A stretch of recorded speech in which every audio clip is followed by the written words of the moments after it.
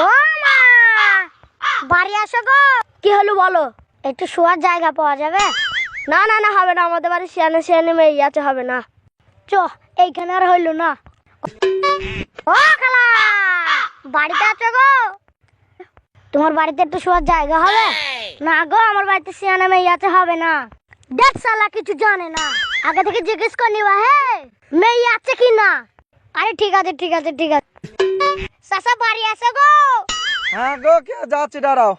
হ্যাঁ গো, তোমাদের বাড়ি মেয়ে ছেলে আছে? তা তো বাবু আছে, তা কি হবে? হ্যাঁ গো। না, আমরা একটু শুতাম। আরে ভাই, তুমি মারলি কেন সুষুমদা? এই তোদের কোনো ভাষা?